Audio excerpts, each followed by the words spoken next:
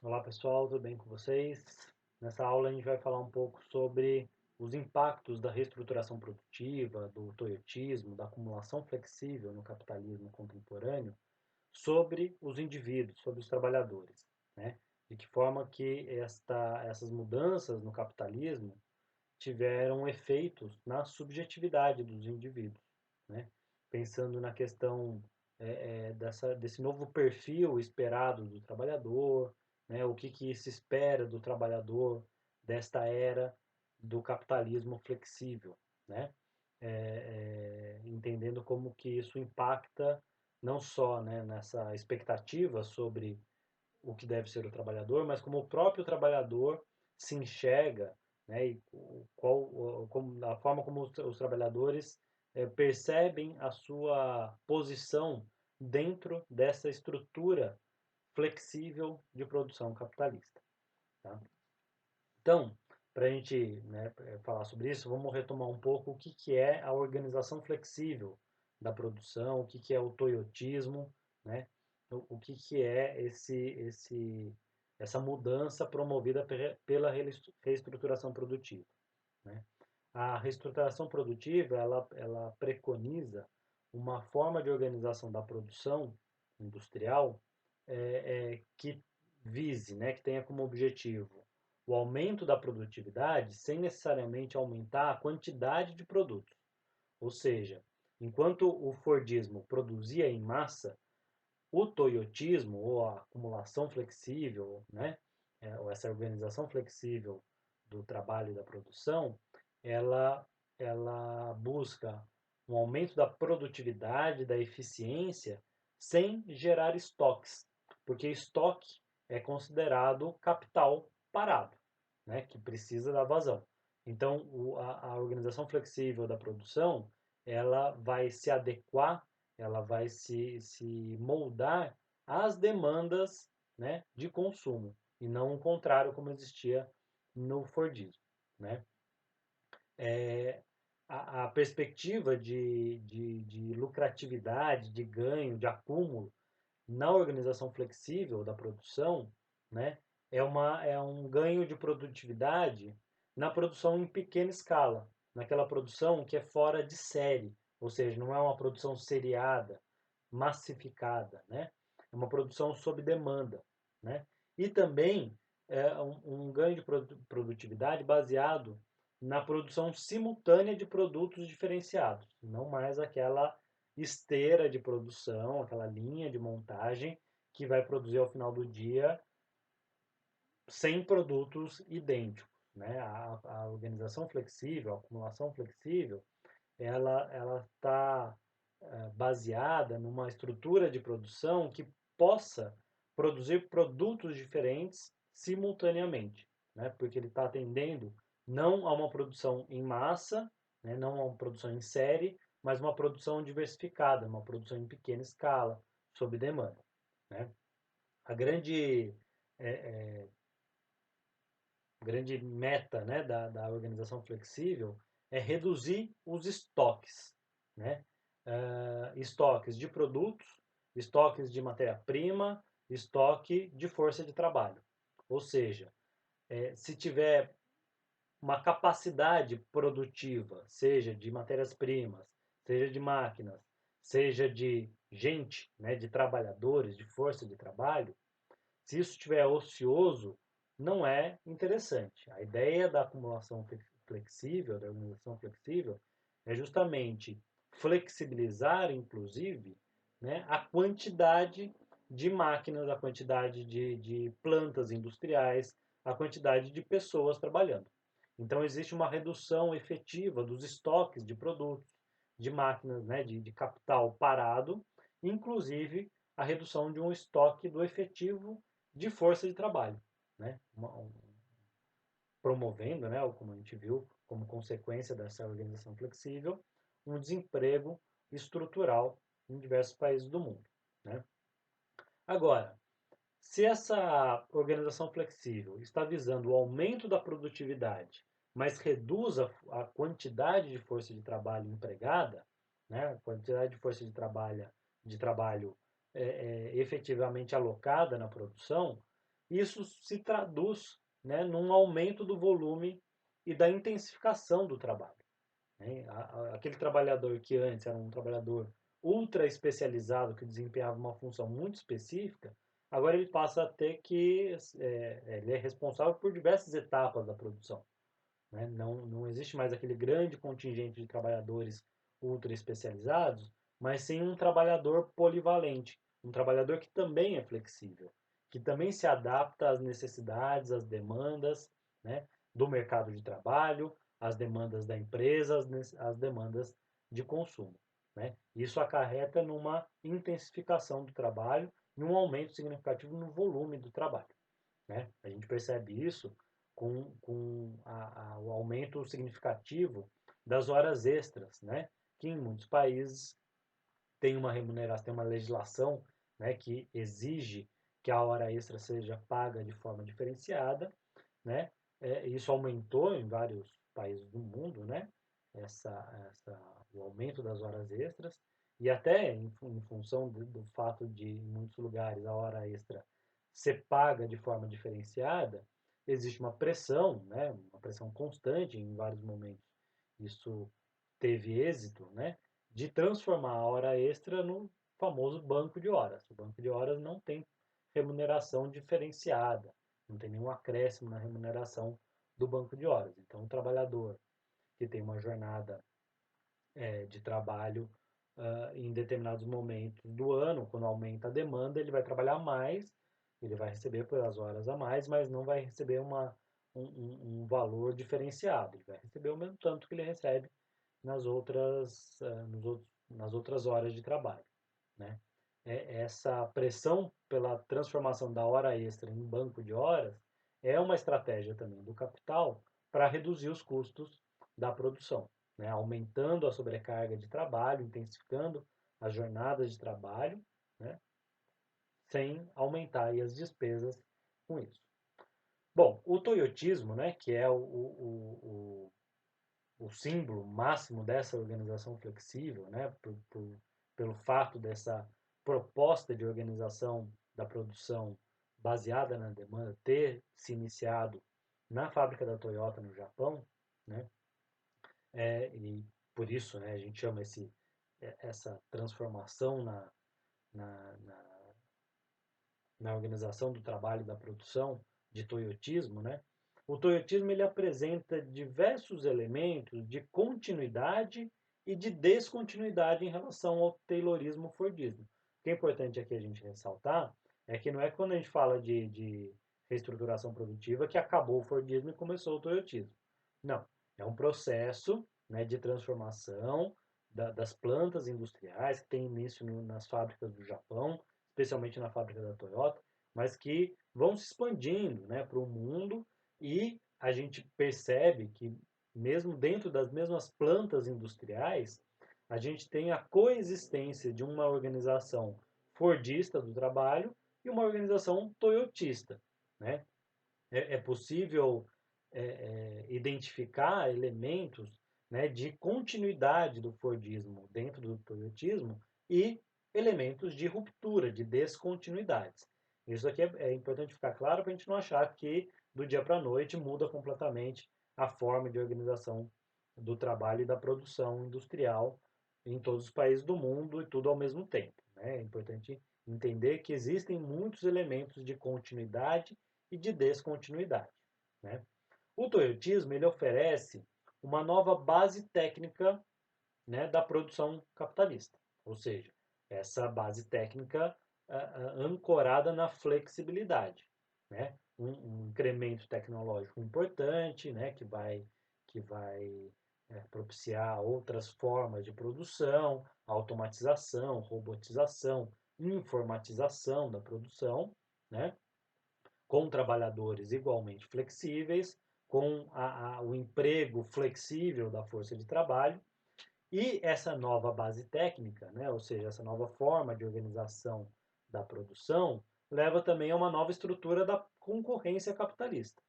Ou seja, as empresas que se adaptam, os países, né, que se adaptam mais facilmente a essa nova base técnica, essa nova forma de organizar a produção, né, acabam puxando um modelo ou estabelecendo um modelo de desenvolvimento que vai ser perseguido por outras economias, por outras empresas, por outros países, né? Então, essa forma de organização da produção, ela estabelece também uma nova forma de concorrência capitalista, né? O toyotismo ele pode ser entendido como uma nova racionalização do trabalho. O Taylor já tinha proposto uma organização racional do trabalho, Ford também, né? O toyotismo ele não nega, né, essa racionalização promovida pelo Taylorismo e pelo Fordismo, mas ele propõe uma nova racionalização, né? E essa racionalização, e esse é o ponto que eu gostaria de destacar nessa aula, é uma racionalização do trabalho que depende, né, de uma captura da subjetividade dos operários. Ou seja, esse trabalhador que precisa ser flexível, né, ele precisa ser conquistado subjetivamente para se adequar a esse novo padrão de produção, essa nova organização flexível, né? A ideia de flexibilidade, ela assume um caráter de um valor universal. Tudo precisa ser flexível. Quanto mais flexível, melhor, né? A flexibilidade, ela assume esse papel de parâmetro, né, de vida, esse parâmetro de organização da vida social. As coisas precisam ser flexíveis, né, em todos os âmbitos, porque é esse o novo padrão de organização, de racionalização do trabalho no capitalismo contemporâneo, né?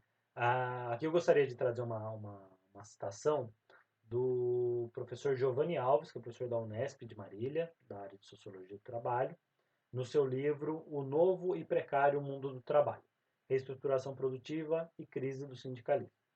Ele diz o seguinte: as novas tecnologias microeletrônicas na produção, capazes de promover um novo salto na produtividade do trabalho, exigiram como pressuposto formal um novo envolvimento do trabalho vivo na produção capitalista. Ou seja, essa mudança tecnológica, né, que o toyotismo, que a organização, que a produção flexível propiciou, ela necessita de um novo envolvimento do trabalhador, o trabalho vivo, nessa dinâmica, nessa produção capitalista, né? Então, é pensar uma nova base técnica de produção, mas com um novo trabalhador, uma nova mentalidade do trabalhador. Com isso, a gente entra na questão que é fundamental quando a gente pensa na produção capitalista, quando a gente pensa no conflito capital-trabalho na sociedade capitalista, que é a questão da coerção e do consentimento, ou seja, como que o capitalismo é, é, consegue garantir que a força de trabalho se submeta à sua lógica de produção, à sua lógica de acúmulo, né? Isso se dá por meio da coerção, ou seja, da obrigação, mas também por meio do consentimento, ou seja, quando os trabalhadores entendem a necessidade de se adequar àquela produção, né? No toyotismo, essa questão da coerção e do conhecimento, ela é muito imbricada, né? É difícil a gente separar o que é coerção do que é consentimento. Mas, de uma forma geral, a gente consegue perceber que o toyotismo consegue operar no nível da subjetividade dos trabalhadores de uma forma muito mais efetiva, né, e talvez muito mais cruel, né, do que o Fordismo, do que o Taylorismo, né? No Taylorismo a gente tem uma questão da mecanização do trabalho, né, do trabalho humano ser extremamente mecânico, repetitivo, né? No toyotismo, esse trabalhador flexível ele precisa se adaptar, mas o capitalismo, né, a produção capitalista, precisa que este trabalhador queira se adaptar, queira ser flexível. É esse o poder ideológico do toyotismo, né, nessa captura da subjetividade dos trabalhadores, nessa possibilidade de criar uma nova mentalidade do trabalhador para se adaptar, né, à dinâmica desse capitalismo flexível, né? E o grande trunfo do toyotismo é a questão da administração participativa. Ou seja, quando o toyotismo propõe né? E aqui eu estou chamando de toyotismo todo este processo de reestruturação produtiva, de organização flexível do trabalho, tá? Então, quando o toyotismo, quando a organização flexível do trabalho e da produção propõe essa ideia de administração participativa, consegue, né, envolver o trabalhador dentro do que a gente chama de cultura organizacional, né? Então, aquela ideia de vestir a camisa da empresa, né, de que o trabalhador é um colaborador, né, é um parceiro da empresa, tudo isso é, é, é, opera nesse sentido de envolver o trabalhador, de trazer o trabalhador para a empresa, trazer o trabalhador para a compreensão de que as necessidades da empresa são as necessidades do trabalhador, ou que as necessidades do trabalhador são as necessidades da empresa. Né? Isso é uma captura dessa subjetividade, né, do trabalhador, ou seja, a organização capitalista, né, a organização flexível, a produção capitalista, ela consegue dominar, né, consegue atingir algo que é extremamente interno aos indivíduos, né? Aqui a sua subjetividade, as suas necessidades, o seu entendimento do mundo, né? Nesse sentido, a organização capitalista, né, a produção capitalista, ela consegue manipular, né, esse consentimento do operário, né? O que faz um operário, um trabalhador, se submeter a um banco de horas extenuante, né, que ele vai trabalhar durante alguns períodos, é, é, durante 12, 14 horas, mesmo sabendo que dificilmente ele vai conseguir tirar aquele banco de horas, né, sei lá, pegar 3 meses de férias. Ele sabe que isso aí não vai ser viável, que ele não vai tirar essas horas a mais que ele trabalhou em determinado período. Mas mesmo assim ele se submete. Né? Esse é o grande a grande questão que a gente coloca para pensar a questão do trabalho e da subjetividade no capitalismo flexível. Né? Esse capitalismo flexível, né, quando ele chama o trabalhador para participar da administração, né, da produção, ele está buscando essa participação ativa da inteligência, do intelecto, da iniciativa, da criatividade do trabalhador. Não uma criatividade para produzir arte, para produzir, né, outras necessidades, mas usar a inteligência do trabalhador, usar sua capacidade de iniciativa, de criatividade, de resolução de problemas a serviço da acumulação do capital, a serviço da produção capitalista. Né? É aí que está a captura, é aí que está o sequestro dessa subjetividade do trabalhador em benefício da acumulação capitalista, né? E aqui uma questão, né, que foi colocada inclusive pelo Ono, né, que é o idealizador do modelo toyotista, né, um japonês, né, que pensou esse modelo, ele dizia que a questão de aumentar a tecnologia, né, de automação da produção, ela tem que ser o último recurso. Porque uma máquina, ela é programada para produzir tanto. Né? Ela só vai produzir mais se ela for reprogramada ou se ela for reestruturada, se ela for reelaborada, ou que se faça uma outra máquina para aumentar a produtividade. Já o ser humano tem uma capacidade criativa, né? E, e o capitalismo sabe usar essa criatividade para aumentar a produtividade. Essa capacidade criativa do ser humano é ilimitada. Ou seja, para o idealizador do toyotismo, né, o que aumenta de fato a produtividade não é a automação, não é a mecanização, a robotização, a informatização da produção. É fazer com que os trabalhadores sejam infinitamente criativos, inteligentes e proativos para aumentar a produtividade, mesmo que seja para reprogramar a máquina. Mas isso parte de uma inteligência, de uma criatividade humana, né? Isso reforça essa importância, né, do trabalho vivo, do trabalho humano, né, no aumento do acúmulo, na criação de valor, no aumento da produtividade do sistema capitalista, né? Esse trabalhador né, adequado, né, à lógica toyotista da organização flexível do trabalho, é um trabalhador que, ao contrário do trabalhador fordista que só sabia fazer aquela função e ele só precisava saber daquilo mesmo, né? Essa era a ideia do Taylor, né? De que o trabalhador ele tem que ser ultra especializado, ele só tem que saber apertar o parafuso. No toyotismo, esse trabalhador tem que saber apertar o parafuso, ele tem que saber limpar a máquina, ele tem que saber fazer a manutenção, ele tem que saber limpar o ambiente, ele tem que saber as outras etapas, né, da produção, ele tem que ter um conhecimento global da produção. E aí a gente poderia pensar, ó, né, aqui o trabalhador foi devolvido ao trabalhador essa noção, essa compreensão do todo, né, que ele tinha lá antes ainda na manufatura, né, no artesanato, antes da indústria capitalista, e com a industrialização ele perdeu, né, essa noção do todo. Mas a gente não pode dizer que há o fim do trabalho alienado na organização flexível.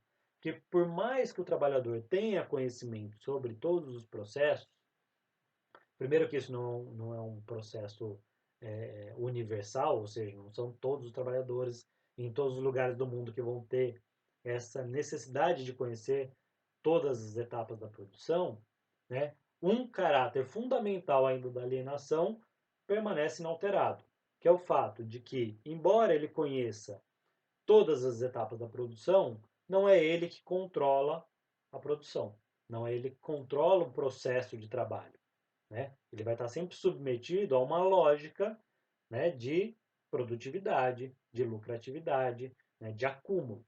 Além disso, o resultado final do seu trabalho continua não pertencendo ao trabalhador. Ou seja, a gente tem na organização flexível do trabalho, no toyotismo, né, essa compreensão do todo da produção por parte do trabalhador, mas ele continua alienado do seu próprio trabalho. Ele continua alienado do controle sobre o trabalho e do produto do trabalho. Né? Então não há o fim da eliminação, não há a eliminação da alienação do trabalho na organização flexível. Pelo contrário, né? Essa alienação ela é muito presente, ela é fundamental para o próprio desenvolvimento do capitalismo. Né?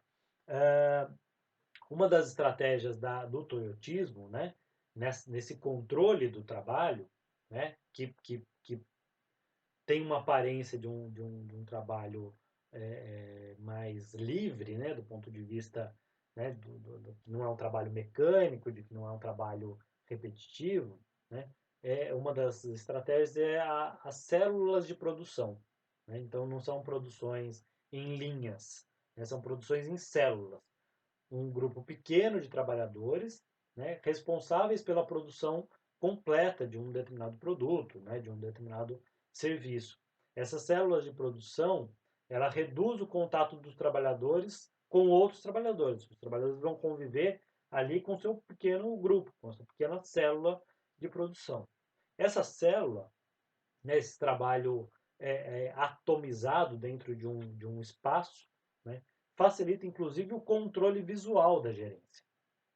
O gerente não precisa olhar mais uma linha de produção extensa ou várias linhas de produção, uma planta, né, uma indústria gigantesca, né, em que ele não consegue nem ver tudo ao mesmo tempo, né, mas a produção em células, né, as células de produção, esses pequenos grupos de trabalhadores é, concentrados no mesmo espaço, facilita inclusive o controle visual. Né? E aqui a gente tem o princípio do panóptico, né? que é como se fosse uma torre, né, de observação que consegue ver tudo o que acontece dentro de um ambiente. Né? As células de produção facilitam esse controle visual do trabalho. Essas células de produção, elas também incorporam dentro, né, desse pequeno grupo de trabalhadores os gerentes e administradores. Todos fazem parte da mesma equipe, né? Todos são companheiros de equipe, desde o operário até o supervisor, o gerente. Né? Isso traz mais para perto, né, da produção do próprio trabalhador o controle. É uma aparente horizontalização, né, do comando, da hierarquia, mas ela, na verdade, ela só aproxima o gerente do trabalhador, dando uma aparência de horizontalidade, porque agora é a equipe que decide, né? A equipe da qual pertence tanto o gerente quanto o operário, né? Teoricamente, né, aparentemente, é uma decisão, né? A equipe toma uma decisão coletivamente, mas a gente sabe que essa decisão ela sempre atende ao interesse da empresa, né? Ah, há também essa, esse compartilhamento da responsabilidade, então todos são responsáveis pelo trabalho da equipe, pela produtividade, né? Antes, no Fordismo, esse, essa responsabilidade pela produtividade era do gerente, né? Que servia, né? Funcionava como um capataz para fazer os operários trabalharem mais. E com as células de produção, com essa organização flexível, né? E o enxugamento do número de trabalhadores dentro dessas células, a gente tem esse compartilhamento da responsabilidade. Todos são responsáveis pela produtividade. Isso faz com que, aqui, né, já entrando nessa questão da subjetividade, com que todos os trabalhadores cobrem de si mesmos e dos seus colegas uma aceleração, um aumento de produtividade, de efetividade, né, de responsabilidade pela produção. Então a gente vê esse processo de autoaceleração do trabalho, de autoexploração, né? É, é, e um mecanismo que é muito cruel, né, dessa organização flexível, que é a coação entre companheiros, entre colegas de equipe, entre iguais, né? Não é mais aquela coação que existia no Fordismo, né, do supervisor ou do gerente sobre o trabalhador. Um gerente coagindo o trabalhador a produzir mais. É uma coação agora entre iguais. Pô, eu estou me esforçando, eu estou fazendo hora extra para produzir mais, você não está fazendo sua parte, né? Isso é, além de tudo que a gente já está comentando, isso ainda coloca, né, cisões, rupturas entre a própria classe trabalhadora, né? Então, aquele trabalhador que se vê coagido pelo seu colega, né, seu igual, né, não se reconhece como parte de uma mesma classe, né?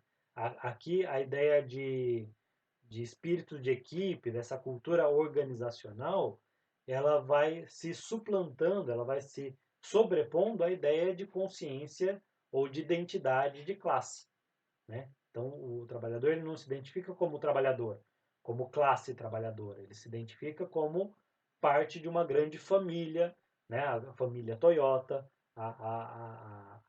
ele se identifica como parte de uma empresa, né? Como um colaborador da empresa, né? E não como classe social, né? Isso pode ser visto, né? Somente no modelo japonês, né? Nas fábricas do Japão, né? Que de certa forma foram exportadas para os outros países capitalistas, né? Do Kaizen e dos círculos de controle de qualidade, né? Que são mecanismos de participação dos trabalhadores, né? Os trabalhadores participam da administração, uma participação, claro, controlada, né? Dentro do, dos, dos parâmetros estabelecidos pela empresa, mas nesses espaços, no Kaizen, nos CCQ, né? No Círculo de Controle de Qualidade, os trabalhadores interiorizam os objetivos da empresa, né? Como eu falei no começo, os trabalhadores identificam como seus os objetivos da empresa, né? Os ganhos da empresa são os ganhos do trabalhador, os ganhos do trabalhador são os ganhos da empresa. É claro que materialmente a gente sabe que não é isso, né? O trabalhador pode até ganhar um pouquinho a mais, mas é, é, a acumulação e a discrepância entre o acúmulo de capital por parte do dono da empresa e do trabalhador é abismal, né, essa diferença. Mas esses círculos de controle de qualidade, né, esses espaços de participação na administração, essa participação controlada na administração, é um mecanismo que faz com que os trabalhadores interiorizem os objetivos da empresa, que vistam a camisa da empresa, né? Cria-se, né, no toyotismo um tipo ideal do trabalhador. Ou seja, qual que é o trabalhador esperado pelas empresas? Qual que é o trabalhador que essa organização flexível precisa, né? Esse tipo ideal, essa idealização de um modelo de trabalhador ideal para essa organização flexível, ela assume, né, o nome, né, ou a característica da empregabilidade.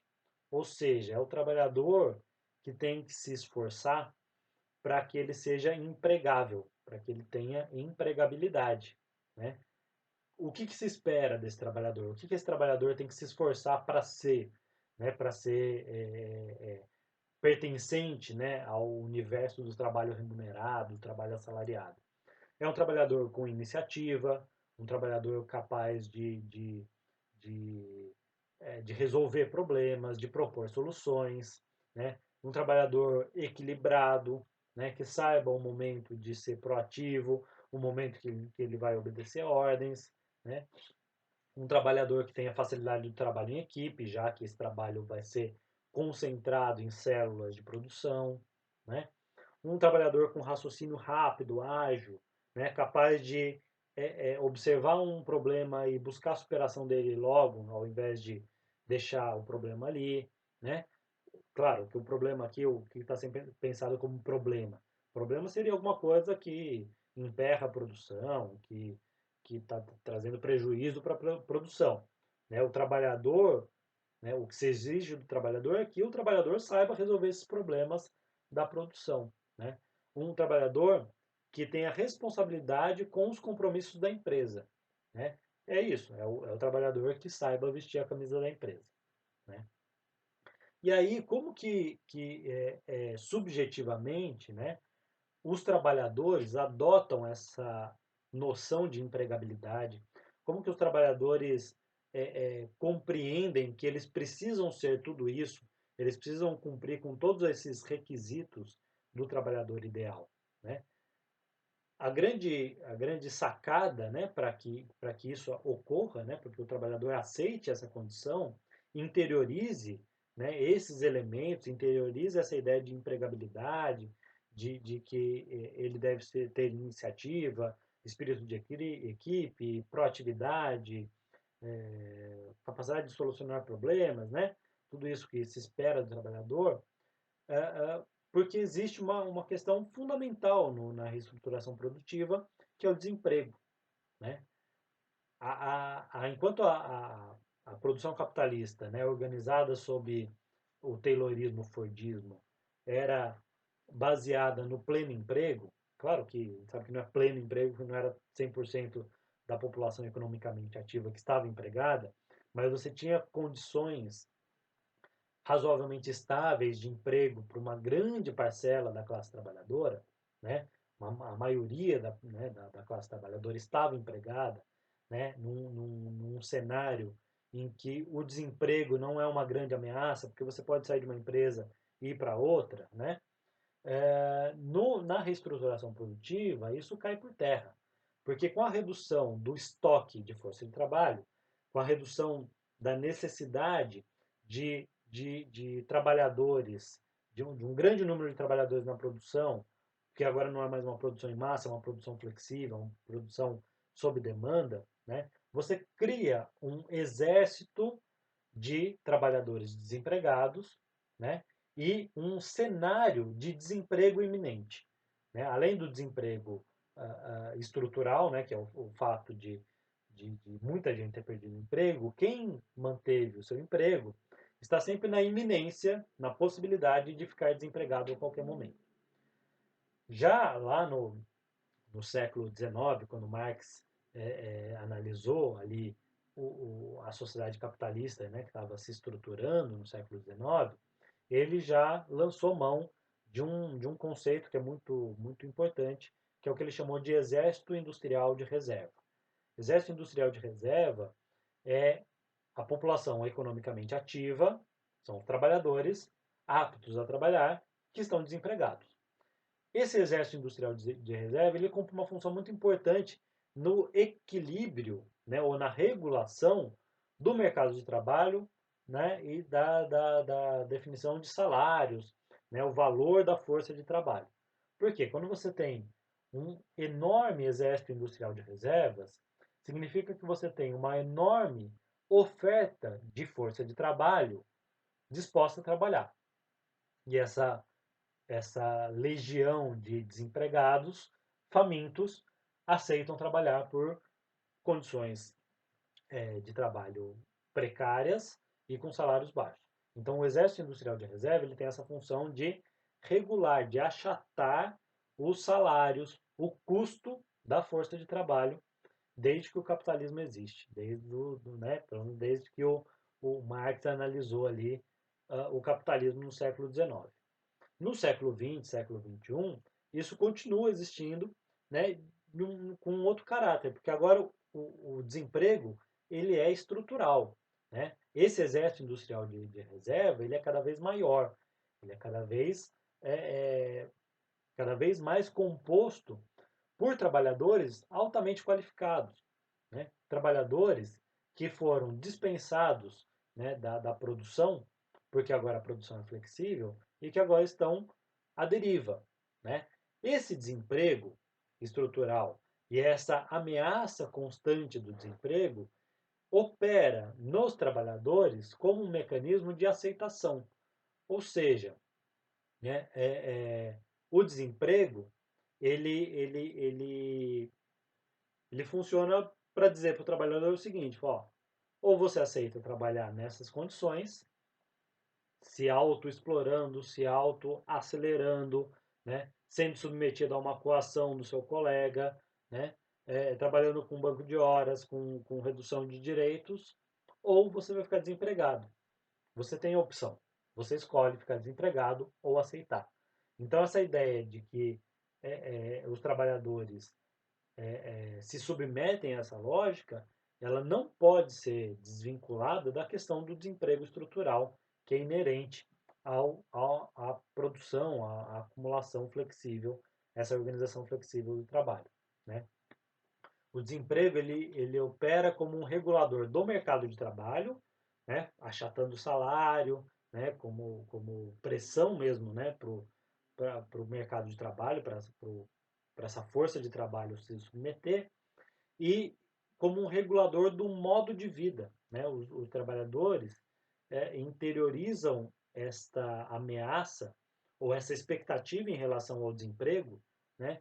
como uma forma de viver. Eu preciso me submeter, eu preciso sair de casa no pico da pandemia, né? quando está morrendo 3 mil pessoas por dia, porque se eu não for trabalhar, eu vou ficar desempregado. E se eu ficar desempregado, eu não vou conseguir, não vai ser fácil né, é, conseguir um novo emprego. Né? Eu não tenho empregabilidade suficiente para me manter no emprego. Né? Então, eu preciso me submeter às piores condições de trabalho, a condições extremamente precárias, a salários baixos, a redução de direitos. E essa lógica de uma produção flexível, né, de uma autoexploração do trabalho, né, porque o desemprego está aí, o desemprego está batendo na porta. E eu não posso é, é, é, cair no desemprego, porque uma vez que cai no desemprego, né, nós sabemos como é difícil sair dele. Né? O, o, essa questão do desemprego foi trabalhada por dois autores, que é o Migliorin e Saraiva, né, num texto chamado Universidade, Mercado e Modulações dos Modos de Vida. Nesse texto eles estão falando muito sobre a formação profissional, como que a própria formação profissional ela também é baseada nessa expectativa, nesse espectro do desemprego. Né? Então eles dizem o seguinte: na ordem contemporânea, o desemprego é fruto de uma incompatibilidade pessoal para estar inserido no mundo do trabalho remunerado. Estejamos empregados ou não, o aviso foi dado, o mundo desenhado e a ameaça concretizada com leis, matérias de jornais e fatos que nos cercam. O desemprego aterroriza e garante quase todos os tipos de subserviências à ordem do capital, operando diretamente em nossa forma de ser, mesmo que nunca percamos o emprego. Ou seja, ele está dizendo que o emprego ele não afeta só quem está desempregado, ele afeta o conjunto da sociedade, o conjunto da classe trabalhadora que está submetida a essa lógica do desemprego. O desemprego ele passa a ser um norteador, um regulador da vida, porque ele é iminente, ele é possível a qualquer momento. Não há estabilidade no emprego, não há pleno emprego, não há garantias de que o trabalhador vai se manter empregado, né? Vai se manter com empregabilidade para o resto da vida. Se o cara foi demitido com 45 anos, há de grande dificuldade para ele voltar para o mercado de trabalho. Se ele é muito jovem, ele não tem experiência. Se ele é muito velho, ele já está muito velho, né? Se ele não, se ele não tem ensino superior, ele não tem qualificação suficiente. Se ele fez ensino superior, fez mestrado, ele já é muito qualificado para alguns trabalhos. Então, tudo recai sobre o trabalhador, né, dentro dessa ideia de empregabilidade, dessa ideia de que essa capacidade de estar ou não empregado depende exclusivamente do trabalhador, né? Isso mascara, isso tem um poder ideológico, né, de mascarar o fato de que o desemprego na sociedade contemporânea, no capitalismo flexível contemporâneo, ele não é uma questão de pessoal, de um trabalhador que não se qualificou o suficiente, ou porque é velho demais, ou porque é novo demais. O desemprego, ele é estrutural, ele é inerente a essa forma de organização do trabalho e da produção na sociedade capitalista, né? E, enfim, esses são os grandes mecanismos, né, em que essa organização flexível do trabalho, né, atua na subjetividade, ou seja, na conformação de trabalhadores aptos a se adequar, a aceitar essas condições precárias de trabalho, a terceirização, né, o trabalho precário, a submissão a jornadas extensas de trabalho, a banco de horas, a trabalhar horas a mais mesmo sabendo que você não vai ganhar por isso, a se comprometer com os objetivos da empresa, né, a se vender para a empresa, se submeter, né, a essa lógica de lucro, né, de lucratividade, de competitividade, né? Isso tem um impacto muito profundo nessa conformação do sujeito social que é o trabalhador, né? Esse novo trabalhador, né, da organização flexível é um trabalhador que não se identifica como trabalhador, é um trabalhador que se identifica como colaborador, é um trabalhador que, que privatiza, ou seja, ele torna para a esfera privada, né, todas as responsabilidades pelo trabalho, pelo desemprego, pelo salário, pela produtividade da empresa, né? Esses são os grandes impactos subjetivos do trabalho neste modo de produção, nesta forma de organização flexível do trabalho e da produção na sociedade capitalista contemporânea. É isso. Espero que tenham gostado. Qualquer coisa me procurem. Um grande abraço.